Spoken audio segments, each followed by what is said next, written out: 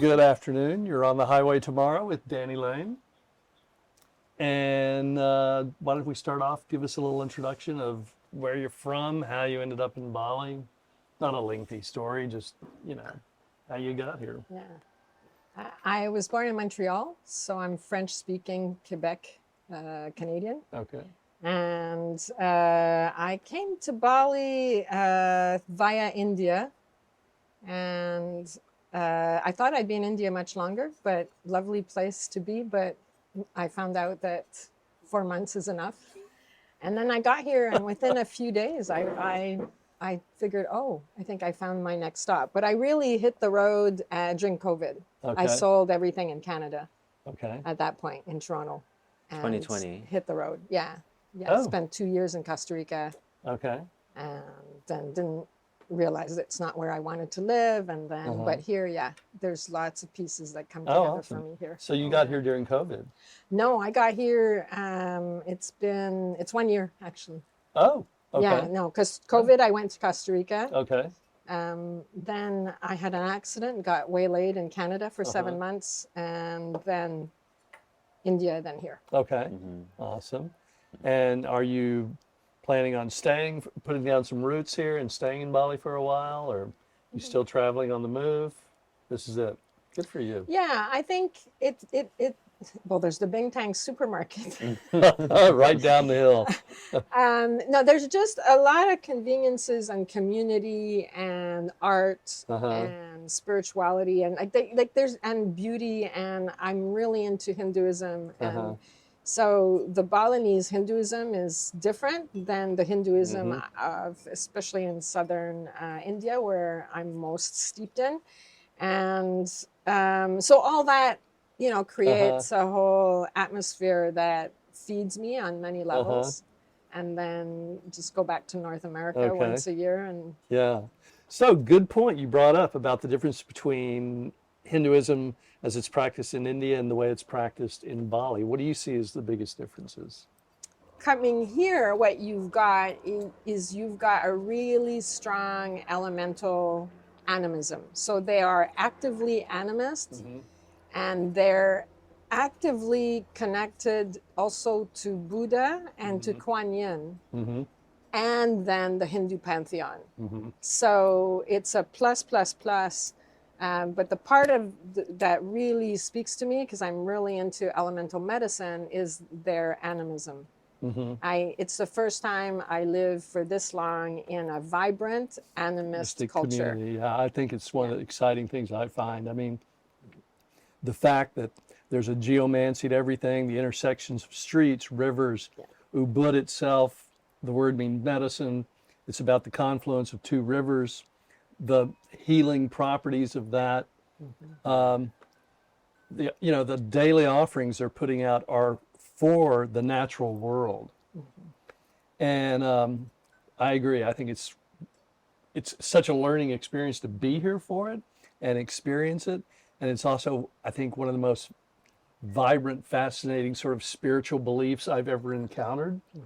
So I'm going to segue real quickly then for me, there's a naturalistic way of manipulating the world. So for healing, for example, traditionally women were healers using herbs long before pharmaceuticals. And that naturalistic way of manipulating the world essentially kind of became, I think, science to some degree. I think there was a period in Europe with Christianity where there was an attempt to suppress that, certainly in America with the Salem witch trials. 100%. It's like naturalistic healing and knowledge and power, is essentially power. I want to talk to you about something that I find happening here, particularly with sort of the new age of healers, is that now because I've done documentaries with Chinese doctors, and they almost have the ones I worked with in the Bay Area they didn't spend a lot of time talking about spirit. They talked about energy, but that's naturalistic to them. That's not magic or anything spiritual. It's just the body has energy levels. And it seems to me that a lot of the healers I meet on this island have turned it into more of a religion, this naturalistic healing.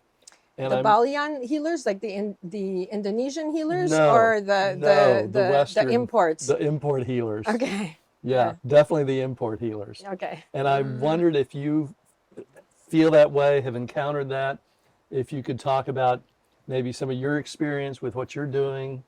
That's just, I want to go from there. That's where I kind of want to start. And chime in with anything. Oh, I'm chiming in. Okay. Okay. I would say, I mean, it's a tough question because a lot of people are putting a lot of energy and effort, and they're trying, and all of that. And I think it crosses over with the yoga world.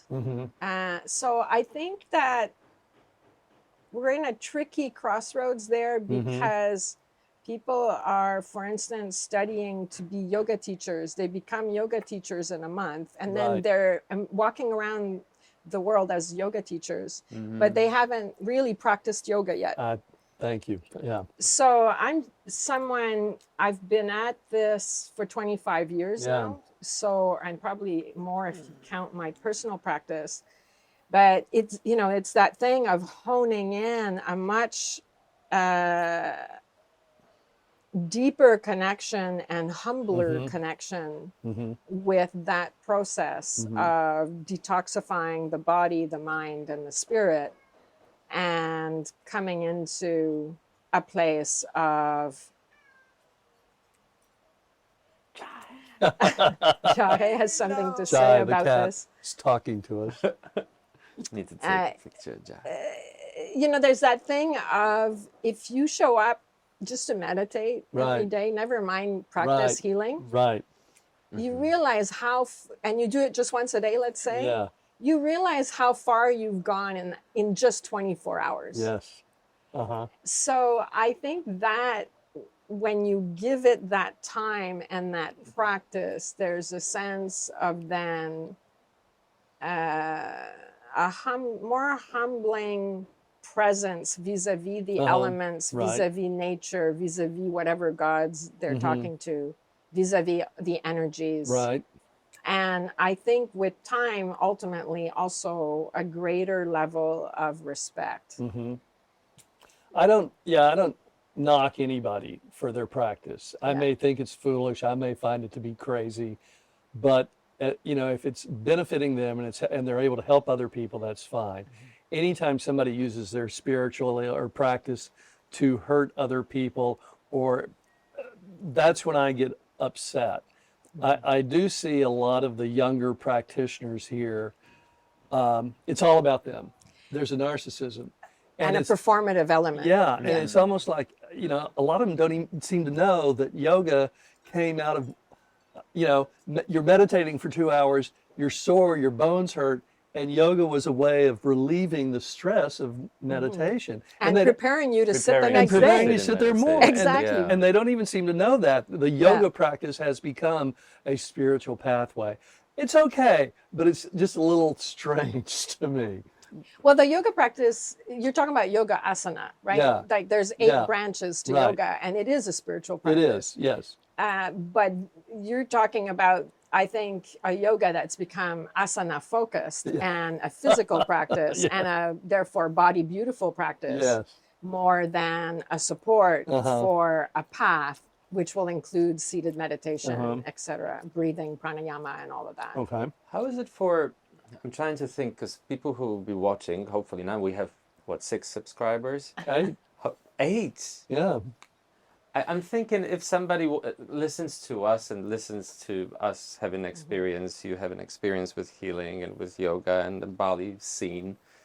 If somebody comes to Bali for, say, 2 weeks, how do they know that if they want to go for detox, if they want to go for healing, if they want to go for yoga, that they're doing the right deep thing and not something that they got advertised on Facebook and think, oh wow, this is the real thing. You know what I mean? Like because we sense that there is a difference between this you know, real yoga, that you really experience yoga, and the yoga where you go to a performance and somebody turns on, you know, Beyonce and you do all the poses to it, you know, which is fun. But it's probably different from what you want to experience when you come to Bali and you want to have the real deal. You know, I'm thinking how to overcome this, because Bali is now oversaturated with so much of, like, you know, everything. Yeah. It's not love, eat, pray. It's love, eat, pay for me Yeah. at the moment. And how do people know, you know, without spending a year here or 2 years, what to do? I don't even know if there is an answer to this question, but what's your take? Well, I would say it's like the people who want to come here to access some of the healing resources that I'm accessing, such as ozone and vitamin IVs and dynamic cupping and all the stuff that, you know, and unpacking the nervous system. And I've tapped into a lot of healers. But if you come for 2 weeks, it's only 2 weeks in your life. Right. So the real thing doesn't happen in 2 weeks. Gotcha. Yeah. So it's more that with any luck, they'll tap into something that will help them move their practice, which is a continuum of a lifestyle and a way of living that they're embracing in a much broader context. So it's not, you know, I think it's where you're thinking you're doing a yoga holiday, and then you want the real thing. Yes. Yoga isn't a holiday. Gotcha. Yeah. And so, but if that's where you're starting from, and from a corporate job, from a very stressful environment, and then you do a yoga holiday, you are rowing in the right direction. Sure. That's a great expression. Yeah. So, you know, and I think it's the same thing. And I was in Toronto for a long time, and the yoga studios, I'd rather people be in the yoga studio, even if they're just there for having a body beautiful. I'd rather they start and they be in the yoga studio than at the gym, because there's a chance that because the wisdom of the poses is there, and there's a chance that that's going to start aligning their energy on a very subtle level, and they're going to start making different choices. So, you know, it depends where you are. Yeah. But I would say in 2 weeks, you're just hoping to have an experience that's going to fill your tank and hopefully inspire you. Your tank, that's great.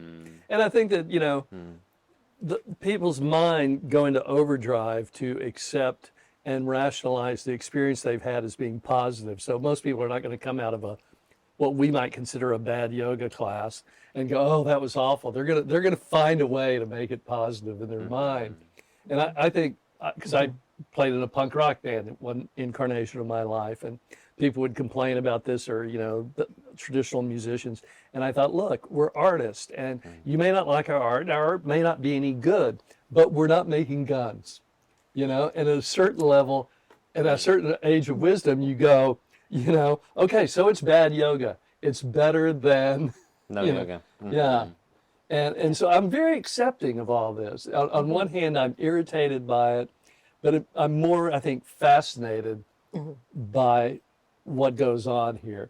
Dany, how did you develop into your practice now? Like from no practice at all, from you being, I don't know, 5 years old or 10 years old. What's your journey? Perfect. I would say that I was an opera designer, set and costume designer, and I had an international career, and I was on a flight overseas every 2 weeks for many years, and so I had quite a stressful job. Did you like it though? Yeah, it was great. Yeah. It was great. It did have to end though. And part of it was yoga came into my life through videos. It's back because I didn't have time to go to yoga. I was like one of those stressed out bunnies.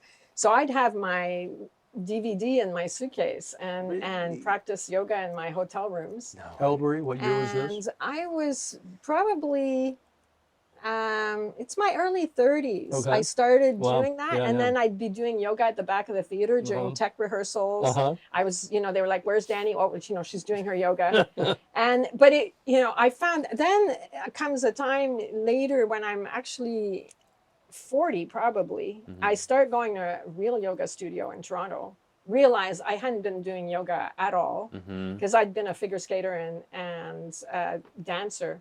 And my hips were open, And so I was doing yoga with like the open hips of figure skating and ballet. And this one teacher was like, oh my God. What the hell are you And doing? she was the owner of Downward Dog. And anyway, it was Diane Bruni, and I became her student. I was the brown noser right next to her mat, and I would eat her body because I was like trying to imitate everything she did. And she corrected me and corrected me and corrected me. So I studied with her. It was 2-hour classes, 3 times a week for 6 years. Wow. And then I did other classes with the other co-owner of the studio. So basically, I was an Ashtanga yogi Oh, wow. for Awesome. 12 years. Wow. I went into the Ashtanga Vinyasa flow, Ashtanga Mysore scene a little bit. I got injured a lot in that particular way of doing it. So I embraced more the Ashtanga, Ashtanga flow. But with, I would say, pretty steeped Ashtanga teachers. So that was my scene. And that was my temple. How did it translate onto other areas of your life? So you were doing yoga. How does it impact your mind, your spiritual? Very much so. I would say that yoga is what really it's sitting on another cross-Atlantic flight. Like if I was going to see Heathrow Airport one more time, I thought I was going to throw up. You know, like I was burning out, basically, is what I'm saying. And I sat on one of those flights and I was like, I just want to do yoga. I just want to do yoga. I'm miserable because I can't do yoga. And it was a turning point where it was the beginning of the end of that career. Wow. So, and in the midst of that, my grandmother, 1 week before my grandmother died, I had a very big experience of basically her sister, who's dead, tapping on my shoulder and somebody translating it. And so I had, the two things. It's like the yoga stream was preparing me. I was taking long, long baths. I realized I was meditating in the bathtub. I wasn't calling that, but that's what I was doing. And then meanwhile, my grandmother dies and I start being able to talk to dead people. Wow. So then That's amazing. I come home after a week of talking to dead people and, my partner opens the door and I was like, I have no idea, but you can't have the week I just had and life remained the same. Wow. Yeah. When you say talk to dead people, specific I ones? say it. Yeah, Specific at that ones, time, not just in general. Well, at that time, it was my great aunt Okay. who really came in to help my grandmother die. Okay. And asked me to help her die. Okay. And that we had to create a bridge so that my grandmother wasn't alone for a second. And my job was to hold on this plane, and my aunt was holding the fort on that plane. And we created a bridge and helped my grandmother pass. And we literally, she wasn't alone for a second. And yeah. Wow. Then I came home with her ashes. Wow. I want to know more. Okay. Take me and those who don't know that about you. Take me like on an explanation journey. How is it for you to say that you channel someone, a spirit? What does it mean? I don't even want to put it in words that undermine what you. Well, I mean, the thing is it started with my grandmother, who was my love mother, and the connection to the ancestors is one of the heart. So the highway that connects you to the other realms is the heart, is love. Okay. So for a lot of people, including myself, the pathway was with my great aunt and my grandmother. And then eventually this other dude showed up and I realized he was my partner's uncle. And then so at first, and I was someone who I approached it it wasn't a party for me. I didn't go lean into it with like curious and like the bells and whistles. And I was just like, let's just kind of find out what this is about and what it's for. And for me, very quickly, I realized that if I was talking to quote unquote dead people, it was to help myself and others heal.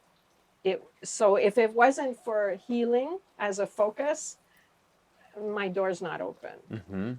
So it aligns with my service, which moved from anti-war, pretty intense opera scene and theater scene into which was creating beauty by a protest against violence against women. That was my thing, and genocide and all of that.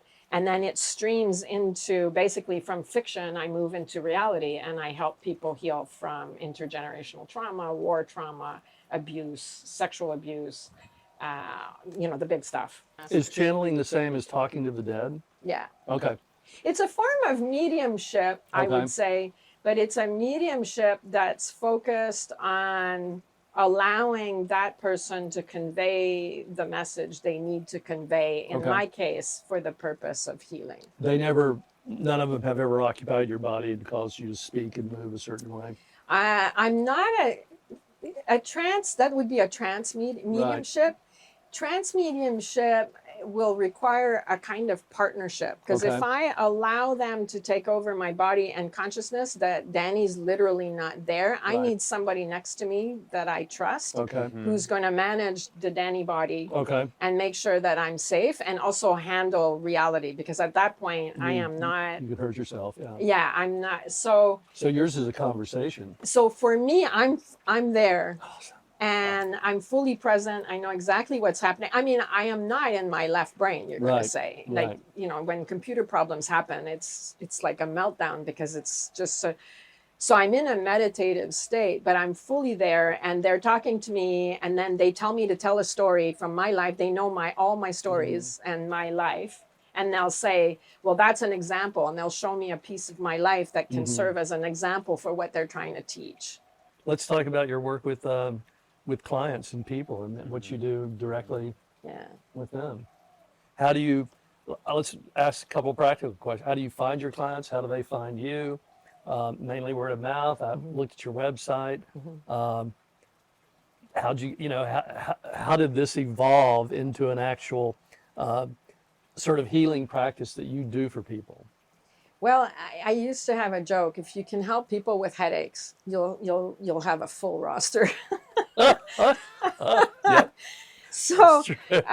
so I studied initially Reiki. So when I Okay. came back, the infamous story of my Okay. grandmother there, when I came back, I got the hint of start studying Reiki. Could you explain And Reiki? so Reiki is a hands-on practice, and it was created by a Buddhist monk, Dr. Usui, in Japan in the 1920s. It's an energy. And it's an energy, generally, I say hands-on, generally in person. It can be done in distance, but it's an energy that allows for recalibrating, you could say, from unlove to love. Mm-hmm. And therefore from contraction to expansion, from dis-ease to well-being. Okay, go on then. So then I studied cranial sacral therapy. Okay. And so I studied that hands-on technique where I worked with the bones, because the thing is when I was doing Reiki, the bones were starting to move. And I thought, I don't want to get sued. Put it to you bluntly. So I had a knack at basically communicating and talking with people's bones and negotiating deals, so that if I move this, the bone can move in the right position and all that. So I thought I'd study cranial sacral therapy, and in cranial sacral therapy, I became very aware of biology, the body, the bones, the organs, the soft tissues, the fascia, the nervous system, and the brain, and the whole dural membrane, and the cerebrospinal fluid. Once I got into the cerebrospinal fluid, I was like, aha! Now you want to help people, help regulate that whole environment. So then I became a whiz with concussions. Okay. Wow. And now I still work a lot with, there's way more head injuries out there than you think. I bet. Sure. Lots of people have lots of symptoms. They have no idea what's going on. And then you have ADHD and blah, blah, blah. And a lot of it is all head injuries. Wow. Interesting. So, which is also neck injuries. So anyway, so then I guess I got really steeped into that whole business. But meanwhile, back at the ranch, I'm still talking to dead people, right? Okay. So basically what's happening is I'm doing all this, but I'm also becoming more and more clairvoyant. So what happens is when a person comes to me They'll give me like their pain points, and then I'll go, okay, so at 2 years old, what's going on here? You know, Oh, wow. where Oh. so basically shock I people. have yeah. So basically I have an intuitive knack at finding trauma. Uh-huh. I can smell it a mile away. I Uh-huh. can feel the contraction, and they'll have a whole story which kind of relates but isn't the source of the problem. Sure. So basically doing that for more than 20 years, I just kept getting better and better at it. Sure. And now I don't touch people at all. I work all on the phone. Okay. I connect with their energy and then move energy. But the thing is that it's not me doing it. This is where the channeling comes in, is that I'm just a channel for the energy. I am not the source of that energy. Okay.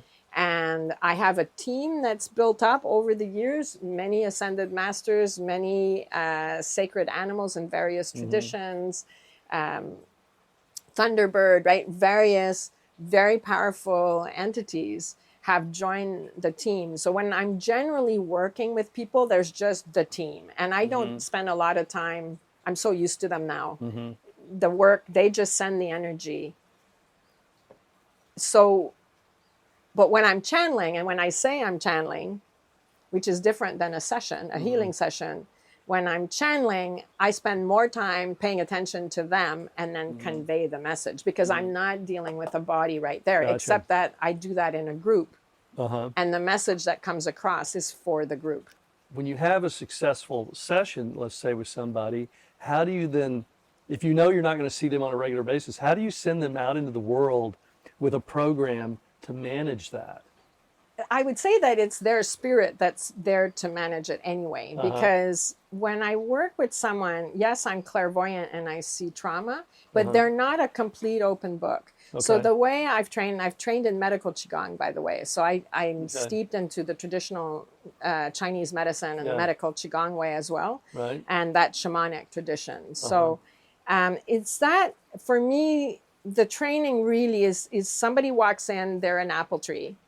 There's lots of apples. Most of them are green. There's 1, 2, or 3 that are red. That means the soul is showing me, if you help us with these, we're going to be on our way.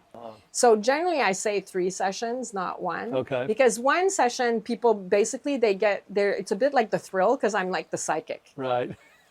You know, it's like a thrill. Like this woman just comes on the line and just tells me my life and knows it more than I do, right? Like there's a bit of a great. thrill factor. So, you know, when it's 3 sessions, you have time to go, okay, we need to look at that, because it's never one thing. It's always a club sandwich.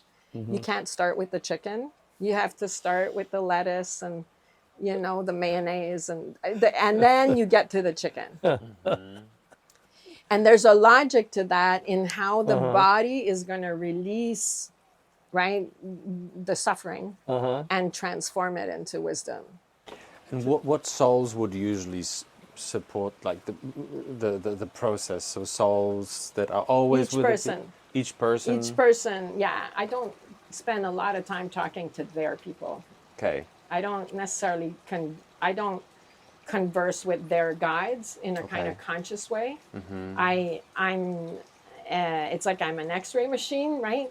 And the X-ray is informed by what so I'm working with my guides, because I'm used to their language, and they're giving me the information in a form that I can translate and understand. Okay. Because it's you know, we're not all talking English here, so there's this metaphysical translation process that's going on. So yeah. Do you have to interpret the messages? Sometimes maybe you don't understand, or do they always convey the messages when I'm the way? channeling, in fact, if I'm saying something and you know it's not quite right, they're going, no, that's not what I meant. And It's then in one of the videos. In one of the videos, she's channeling in the video. I can't wait to watch it. Okay, and she's link talking below. to the audience. And I was like, I think I was washing the dishes and listening to this thing. And there was this long pause. Yeah. I'm like, what happened to the video? And I go over and Dany is sitting there listening to her voice. And then finally she starts talking to the audience. Yeah, my because goodness. and I don't take all the pauses out, because because I'm on the Oh, I phone. loved it. I Like loved it. exactly, because it's like I sometimes, you know, they're reeling me back in because it's like I'm going on this thing, and because I've written a few books now and all that, I have a language, right? And I have an audience that, and in my practice, I have a very specific language that I've developed. So those guys also know my language. So what's really funny is Sri Yukteswar and both Yogananda will say in Dany's language, she's, you know, she's trying to tell you about your sacred tree, you know. Right. That's not how they talk, but they know how I talk and they know how people understand. So, you know, there's a lot going on. But if I say something and then it's not quite right, suddenly I get the signal, whoop, whoop, okay, pause. I need to recalibrate. And then they tell me again, and then I choose the English words that match what I'm Right. being shown. Tell me about one of your, I don't want to say most proud, that would be, you know, too much hubris, but one of your great successes that you could, if you feel comfortable sharing with one of your clients. To me, success is when the click happens that the person starts tapping in to the fact that there is love. Okay. Once they understand that they're not alone and there is love, that's then I have shivers. Then we're off to the races. Okay. Because really trauma is, it's all capsules of unlove. Victimization is all unlove. It's all a sense of, right, God is against me. All of that stuff. And it's like there's a point where they just start feeling in a kind of really experiential way, and because in the sessions that's the energy I'm holding. They start feeling it and they're going, holy shit, what is this? And I'm like, this is love. Wow. Have you had anyone come in, maybe, you know, the wife or the husband recommended them and they're totally doubtful, they don't I know, believe, but and they have their epiphany it's moment? it's not to be gendered, but it's often the men, husband. Of course. Yeah. So this one woman, you know, so I'm listening to the guy and I said, look, by how you're talking, I have a feeling your wife told you to call me, right? And he and then he fussed up and he said, yes, she wouldn't leave me alone. I was like, okay. And he's a medical doctor. Okay. Oh. So I thought, okay, you know, and then, but my guides know this too, right? So then the first thing out of my mouth, I was like, so what's up with your prostate? Oh. Long silence. Uh-huh. I said, yeah, it's not doing so well, is it? He was like, how do you know that? And I said, it's not at the right temperature. He was like, how do you know that? And I was like, because I can sense it. And then, right, he couldn't ignore me. Right. Wow. Because that's why he was on the phone. How long are the sessions? Is it different from one to another? No, or 1 hour. 1 hour. And I'm prepared to meet anything and everything that's gonna, right? Because you never know what people are gonna walk in, right? There is black magic. There is, you know, entities attached to people. Like, you know, people come in. It's like the energy of the Holocaust. Yeah. Like I can't, right? It's for real. Yeah. So it's a level of presence and it's a compassion. It's a deep state of compassion that when I meet the energy, there's no exclamation marks. It's not like I go, oh my God, this is a 4 exclamation mark or that's worth 25 exclamation marks. You're not in that state because then you're screwed. Sure. Right? So it's a kind of, it's so level-headed. Initially, it almost felt cold to me. Because it's compassion is very different than empathy. I'm not with them in the problem. My job is to hold the energy of love and to bring love closer and closer and closer to this quagmire of unlove. And then when the love comes in, they're like, whoa. You know, and people are not, it's not like re-traumatizing where people are in the trauma and they're crying like crazy. They're crying, but they're just feeling because they're not feeling exclamation marks either anymore. Because what I'm bringing in is this, like, you survived it already. You're here. You're in a body. You can call me. So we know you didn't die. A lot of shit could have happened though, but we know you didn't die. So we meet that moment and say, a lot of it's done already, but why is it stuck? Gotcha. Yeah. You made this comment, compassion is not the same as empathy. Why do you say that? What's the difference? Language is language. So Yeah. the way I'm using that is, I work a lot of therapists call me for sessions, and I work a lot with social workers, and I Okay. work a lot with frontline workers, people who are in refugee camps, Yeah. So I'm not a frontline worker. I'm often supporting the frontline workers. Sure. So those workers, those frontline workers, if they're in empathy, right, they're coming into the session, I can feel all the raped women they're working with, because their frequency is, they're in the frequency of that violence. And then it's 23 people and them in that frequency. Yeah. That doesn't help. So at a certain point, it's that thing of being in the love. And to me, compassion is a profound ability to be present with what is, no matter what it is. No matter what it is. Without judgment, without freak out. Without judgment. I love that. Yeah. Yeah. Okay, so you brought it up, so I have to ask now, have you ever had an experience where you were tapping into something that you thought was so dark or so evil that it actually maybe jolted you out, or you had to withdraw, or how do you deal with those situations? Because what you just said about women in a refugee camp, and I'm sure that is like horrible to have to experience, even from your side. But so have you had one that just like knocked you out of this ballpark? I work a lot with genocide, so I work with big energies. Right. The thing, though, is that when you're engaged and you're in service, and you hang out your shingle, and spirit and your team know that you're doing this, you're in training. So I often, what would happen, I used to do a lot more sessions a day than I do now, but it would be the 5th or 6th session, which would be my last session of the day. That was always the doozy. The doozy. So that basically they blah, blah, blah, but then they leave. I didn't have to keep it together for another.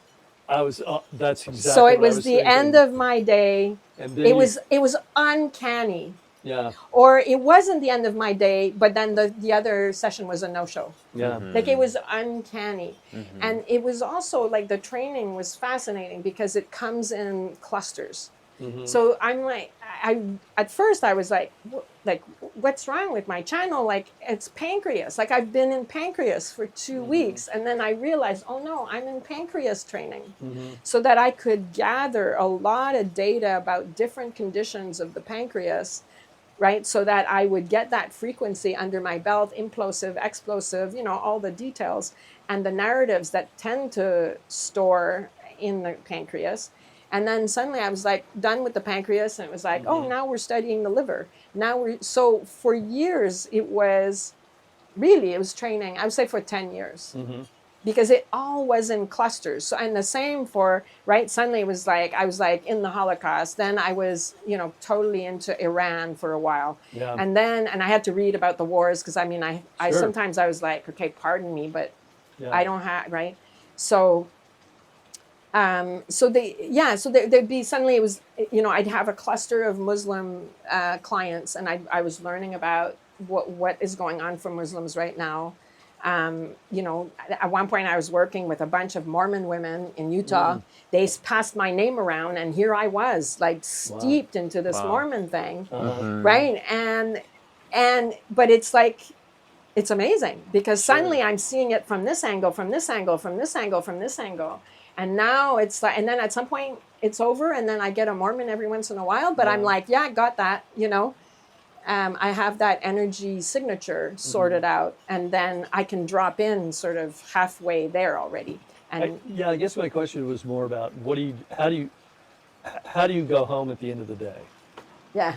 Well, there's always, I sit down and I'm like, yeah, just another day in the office. Right. Because I know war correspondents and photographers who, they're in that mode, but at the same time, they're seeing horrific stuff up close, especially when they're embedded. And yet, it's almost like, well, I've got a job to do. There's no desensitization in my case. Yeah. It's the opposite. Yeah. ultra sensitization Okay. happening. But I would say that then the way I move through is I do my yoga. I mean, for instance, for years Okay. when I was an Ashtanga yogi, Okay. I would work with clients all day, which is a very yin thing, Okay. right? Sitting and not moving or holding Okay. space. And then at 5:30, I'd hit the Ashtanga yoga studio Debrief yourself. and I'd do Ashtanga yoga, which Awesome. is super yang, Yeah. right? And then I'd sweat my way, I'd eat Yeah. my mat, I'd That is so sweat awesome. everywhere. Yeah, that's wonderful. And then I'd go into Shavasana, and then I'd go home, have a salt bath, and go to bed, and it was done. You're done. That's wonderful. Yeah, That's really great. yeah. Do you have anything else you want to ask, Dan? What's Yeah, your yeah. understanding I love of the beyond and question. you know? Well, I mean, once you start hearing and having conversations with quote unquote dead people, you realize death is not what we think it is. So there is no death, really. There's just a transformation.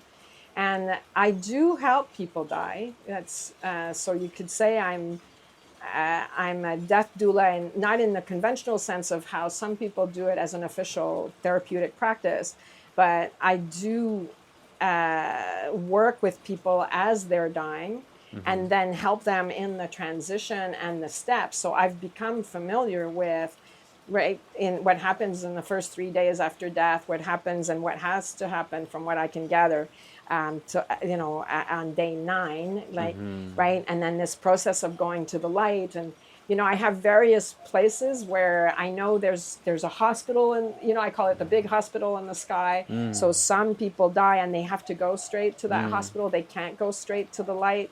People get stuck in the 4th dimension, which is in between, which is where their ego doesn't dissolve, and so the pain doesn't dissolve. And so there's a lot of people who commit suicide, a lot of people who die of fentanyl overdose, for instance, and over-medicated deaths, or traumatic deaths, which are anonymous deaths, like on battlefields, in conditions like slavery and war. They end up in the 4th dimension. And that's kind of a nasty place. And then it's a nasty place because you're still suffering. There's no liberation whatsoever that has occurred. And then there's this kind of realm of eternal suffering, which is where folks go when they're really confused. Oh wow. So, but then going to the light, then there's all these levels, right? Because it's like enlightenment. There's not one level. You're not just, oh, now I'm enlightened and that's it. It's like you're constantly evolving, right? And then there's a lot of different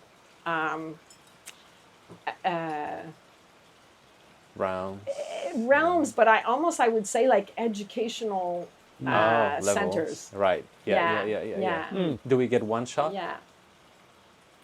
One shot. You mean? One life. No. There's lots of lives. Wow. Oh my God, yeah. And that's the thing, though. Linear time's not. We're just experiencing things in linear time, and we talk about past lives and that kind of thing as if they're in the past. It's all happening at once. So to me, we're in a stack, right? So we're in a particular track and stack. And then from what I can gather, when we talk about karma, for instance, and clearing out karma, is you're connecting to a particular stack and a particular karmic track that your spirit is trying to understand a certain flavor of wisdom. And sometimes it's taken you hundreds of thousands of lives and you're still trying to figure it out, right? And in other lives, you've gained understanding. So it's complex, and it's complex because it's not happening in linear time.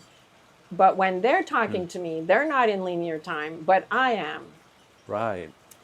So they have to convey the story of what's happening in a way that I can understand it as a healer, so that I can work with the problem. In this particular moment also, yeah. So there's a level of between what's actually happening and how they're presenting it, so that I can interact with it and do my job, right? As an intermediary between the realm of the energy and the body at the other end of the phone. That's fantastic. Animals? Oh, yes, I work with animals. I love working with animals. Yeah. Tell me. Actually, I on my remember. trip to Canada, I worked with, it was so, because I was staying in people's houses, and it turned out I worked with their dogs as an exchange for being That's hosted. wonderful. So, and this one dog, oh bless his heart, he didn't know he was 8 years old, so he thought he was a baby still. And you should have seen the look on his face when I was like, but you're 8 years old, like you're gonna have to watch where you walk, and you're gonna, you know, it's, and there's a baby that's been born, and he's like, I know the baby's a problem, but I was like, dude, when you're 8 years old, there's likely a baby. You're not the baby. You age. Oh my God, this dog was just like, And it's their so energy. sweet. And their energies go beyond this life as well. 100%. Okay. 100%. I mean, dogs are very, you know, the animals like the cats, the dogs, the horses, right, that are close to human beings are actually closest to human incarnations. Okay. So there's a dog I worked with, Garza, a blind boxer that I befriended in Costa Rica. And it's definitely, she's ready, getting ready, right, to have a human incarnation. And somehow the two of us were in on that plot together. Oh, my And so goodness. we had a beautiful moment. We did a lot of healing to make sure she didn't lose her hearing. She had a nasty parasite, and that's how she lost her sight. So I made sure she was healthy at the physical level, and then kept working with her spirit. And I know that when she passes, she's That's going. wonderful. I'm the first person she's going to visit. Dany, thank you. Thank you so much. Yeah, This is such a totally. great You're story. so It's awesome. so great. That's Thank you so much. Mwah. Join us again. Ciao. Thank Ciao. you for inviting me.